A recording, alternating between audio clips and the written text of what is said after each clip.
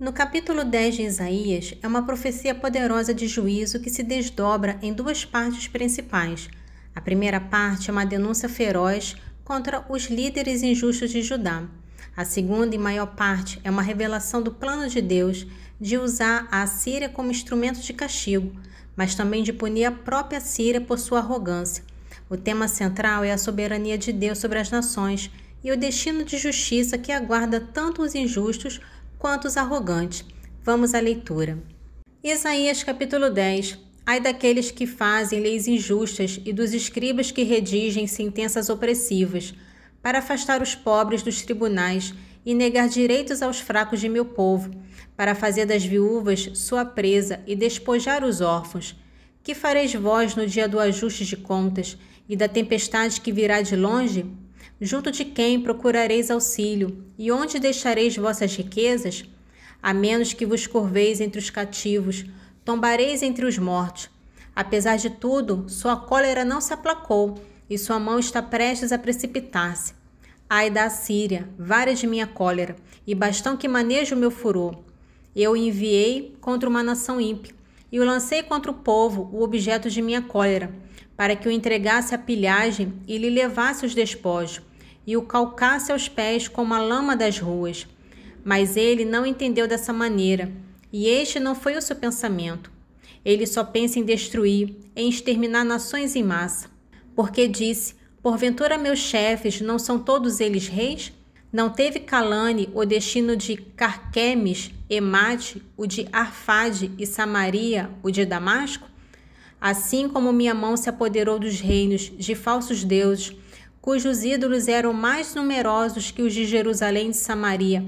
Assim como tratei Samaria e seus falsos deuses, não devo tratar também Jerusalém e seus ídolos?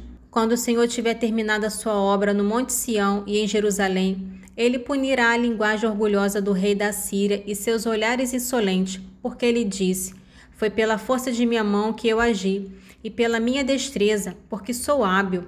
Dilatei as fronteiras, saquei os tesouros e lancei por terra aqueles que estavam no trono. Minha mão tomou como um ninho a riqueza dos povos, assim como se recolhe os ovos abandonados, eu reuni a terra inteira. Ninguém moveu a asa, nem abriu o bico, nem piou. Acaso o machado se vangloria à custa do lenhador? Ou a serra se levanta contra o serrador? Como se a vara fizesse agitar aquele que a maneja, como se o bastão fizesse mover o braço. Por isso o Senhor, Deus dos exércitos, fará enfraquecer seus robustos guerreiros, e debaixo de sua glória se acenderá um fogo como de um incêndio. A luz de Israel se tornará um fogo em seu santo, uma chama para queimar e devorar as suas sarças e seus espinhos em um só dia. O esplendor de seu bosque e de seu jardim, ele o aniquilará, corpo e alma. Será como o doente que definha. Restarão então poucas árvores em sua floresta, que o menino poderá contá-las. Naquele tempo, o restante de Israel e os remanescentes da casa de Jacó deixarão de apoiar-se naquele que os fere, mas se apoiarão com confiança no Senhor, o Santo de Israel. Um resto voltará, um resto de Jacó para o Deus forte. Ainda que teu povo fosse inumerável como a areia do mar, dele só voltará um resto. A destruição está resolvida, a justiça vai tirar a desforra. Essa sentença se ruína o Senhor, Deus dos exércitos, executará no centro de toda a terra. Por isso o Senhor, Deus dos exércitos, disse, povo meu, que habitais em Sião, não temas o assírio que te castiga com a vara, e brande seu bastão contra ti, como outrora os egípcios. Porque dentro de muito pouco tempo, meu ressentimento contra vós terá fim, e minha cólera o aniquilará. O Senhor, Deus dos exércitos, vibrará o açoite contra ele, como quando feriu Madiã no penhasco de Horebe, e quando estendeu seu bastão sobre o mar contra o Egito. Naquele tempo, o peso que ele te impôs será tirado de teus ombros, e o seu jugo desaparecerá de teu pescoço. Ele avança pelo lado de Remon, vai contra Aiade, passou por Magron e depositou sua bagagem em Máquimas. Transpuseram o desfiladeiro e acamparam em Gabaá. Ramá está aterrorizada e Gabaá de Saul tomada de pânico. Levanta a tua voz, ó filha de Galim. Escuta, Laissa. Responde-lhe Anatote. Madmena está em fuga, e os habitantes de Gabim retiraram-se. Mais um dia de pouso em Nob, e depois ele levantará sua mão contra o monte Sião, contra a colina de Jerusalém. O Senhor, Deus dos exércitos, com um golpe terrível, abate os ramos, as grandes árvores são cortadas e as mais altas lançadas por terra. A ramagem da floresta tomba pelo ferro, e o Líbano desaba pela força. O resumo do capítulo 11 de Isaías é uma das mais belas e conhecidas profecias messiânicas do Antigo Testamento. Ele contrasta fortemente com o juízo severo dos capítulos anteriores, pintando um quadro de esperança, restauração e paz universal, que virão com o reinado do Messias.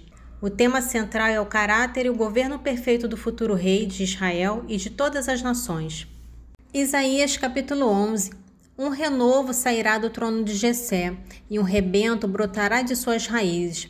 Sobre ele repousará o Espírito do Senhor, espírito de sabedoria e de entendimento, espírito de prudência e de coragem, espírito de ciência e de temor do Senhor. Sua alegria se encontrará no temor do Senhor. Ele não julgará pelas aparências e não decidirá pelo que ouvis dizer, mas julgará os fracos com equidade, fará justiça aos pobres da terra, ferirá o homem impetuoso com uma sentença de sua boca, e com o sopro dos seus lábios fará morrer o ímpio. A justiça será como o cinto de seus rins, e a lealdade circundará seus flancos. Então o lobo será hóspede do cordeiro, a pantera se deitará ao pé do cabrito, o touro e o leão comerão juntos, e um menino pequeno os conduzirá. A vaca e o urso se fraternizarão, suas crias repousarão juntas, e o leão comerá palha com o boi. A criança de peito brincará junto à toca da víbora, e o menino desmamado meterá a mão na caverna da áspide.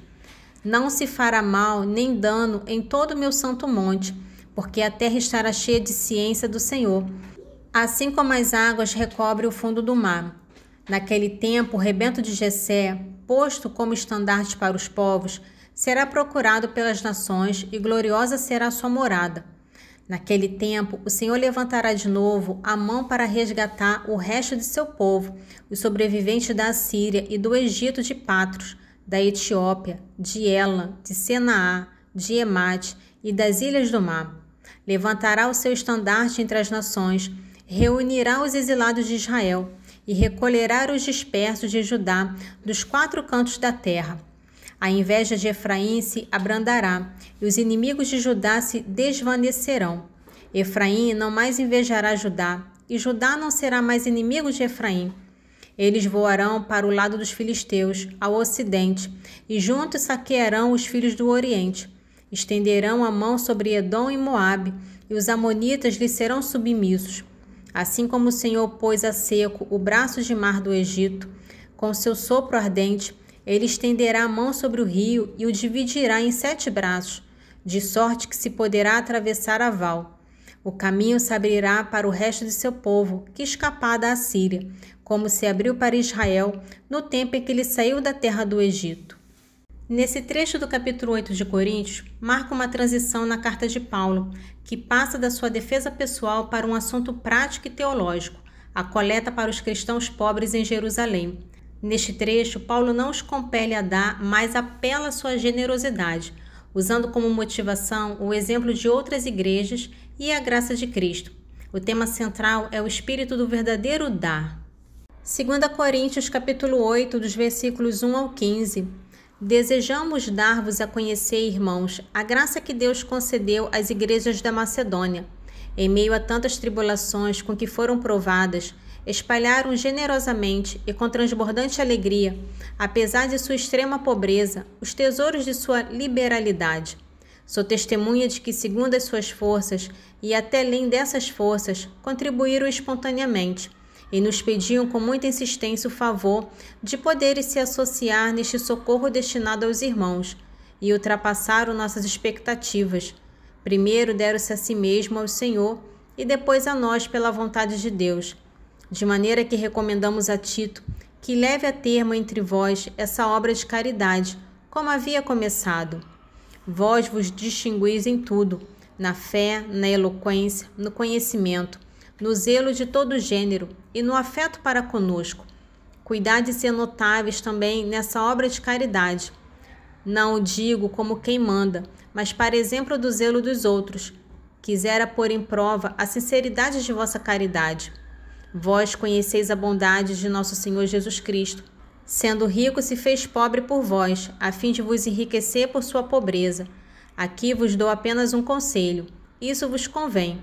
Há 1 ano fostes os primeiros, não a só iniciar esta obra, mas mesmo os primeiros a sugeri-la.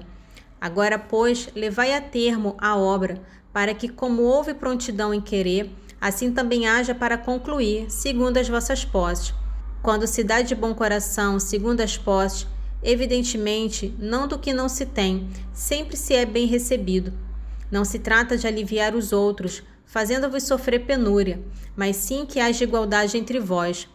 Nas atuais circunstâncias, vossa abundância supra a indigência daqueles que, para que por seu turno, a abundância deles venha suprir a vossa indigência. Assim reinará a igualdade. Como está escrito, o que colheu muito não teve sobra, e o que pouco colheu não teve falta. Nesse trecho do Salmo 95 é um convite entusiasmado e de alcance universal ao louvor. O salmista exorta não apenas Israel, mas toda a terra inteira, a reconhecer e adorar o único Deus verdadeiro. O tema central é a grandeza incomparável de Deus como Criador, em forte contraste com a futilidade dos ídolos. Salmo 95, dos versículos 1 ao 6. Cantai ao Senhor um cântico novo. Cantai ao Senhor, terra inteira. Cantai ao Senhor e bendizei o seu nome. Anunciai cada dia a salvação que ele nos trouxe. Proclamai às nações a sua glória, a todos os povos as suas maravilhas. Porque o Senhor é grande e digno de todo louvor, o único temível de todos os deuses. Porque os deuses dos pagãos, sejam quais forem, não passam de ídolos, mas foi o Senhor quem criou os céus. Em seu semblante, a majestade e a beleza, em seu santuário, o poder e o esplendor. Nesse trecho de Eclesiástico, continua o conselho cauteloso do capítulo anterior, mas agora focado no perigo de associar-se com pessoas arrogantes e ricas. O autor Ben Sirac usa metáforas vívidas para argumentar que a desigualdade de poder e riqueza torna qualquer amizade ou parceria insustentável e perigosa para o mais fraco. O tema central é a necessidade de prudência e discernimento em relacionamentos com os socialmente superiores. Eclesiástico capítulo 13, dos versículos 1 ao 10. Quem toca no betume ficará manchado, e quem trata com o orgulhoso se tornará orgulhoso. Quem se liga com o mais poderoso do que ele, põe sob os ombros uma pesada carga. Não te tornes amigo de um mais poderoso do que tu. Que ligação pode haver entre um pote de barro e um pote de ferro? Quando houver choque, o pote de barro será quebrado. O rico comete uma injustiça e em seguida se põe a gritar. O pobre ofendido guarda silêncio. Enquanto lhe servires, ele te empregará. Quando nada mais tiveres, ele te abandonará. Se tem haveres, ele te banqueteará contigo. Te esgotará e não cuidará de tua sorte. Se lhe fores útil, ele te dominará. Com um sorriso, ele te dará esperanças. Com belas palavras te dirá, de que necessitas? Ele te confundirá com seus banquetes, até que te tenha exaurido 2 ou 3 vezes, e por fim zombará de ti. Depois, vendo-te, te abandonará, e abanará a cabeça, escarnecendo de ti. Humilha-te perante Deus e espera que sua mão execute. Tem cuidado em não te deixares seduzir, para que não caias numa loucura avilante. Glória ao Pai, ao Filho e ao Espírito Santo, assim como era no princípio, agora e sempre. Amém. Divino Espírito Santo, iluminai-nos, guiai-nos, dai-nos sabedoria e discernimento. Amém.